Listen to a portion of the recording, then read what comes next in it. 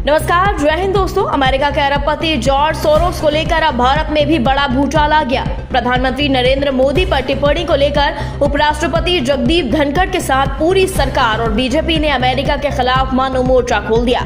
बताया जा रहा है कि जॉर्ज लंबे समय से बीजेपी और मोदी के खिलाफ षड्यंत्र रचते आ रहे हैं। पीएफआई से लेकर हर आतंकी संगठन को भारत में जहर घोलने के लिए कार्य करने वाला बताया जा रहा है। यही वजह है कि भारत की बढ़ती ताकत और बढ़ते कद के रास्ते में रोड़ा बंद जॉर्ज को आज भारत के उपराष्ट्रपति ने जमकर लताड़ लगाई। आपको बता दें, उपराष्ट्रपति ने यह बात भारतीय आईआईएस के प्रशिक्षु अफसरों को संबोधित करते हुए कही। दोस्तों, महामहिम ने युवा अधिकारियों से भारत के विकास की कहानी को चोट पहुंचाने की कोशिश करने वाले भयावह डिजाइन से बचने को कहा था।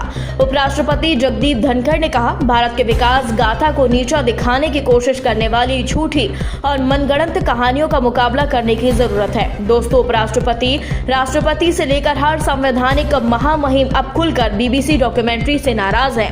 इसी को लेकर भी बताया जा रहा है कि धनखड़ का बयान बीबीसी के दिल्ली और मुंबई के दफ्तरों में इनकम टैक्स डिपार्टमेंट की ओर से किए गए सर्वे छापे का विरोध करने वाले बताए जा रहे हैं। उपराष्ट्रपति ने कहा, भारत प्रगति पर है। सूचना के मुक्त पतन के द्वारा एक कहानी को आगे बढ़ाने के लिए भयावह डिजाइन किया गया। भारत और उसके हर नागरिक को इससे सतर्क रहना होगा, क्योंकि भारत के बढ़ते कदम, बढ़ती ताकत पर यह आक्रमण एक और तरीका है।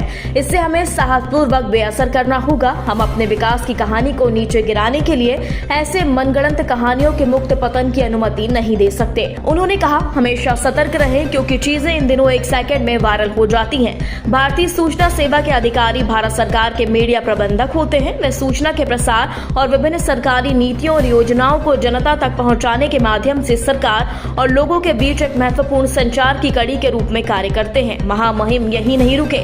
उन्होंने भारत को अवसरों और निवेश की भूमि के रूप में वर्णित किया और इन शक्तियों को आगे बढ़ाने में प्रभावी संचार की भूमिका पर प्रकाश डाला।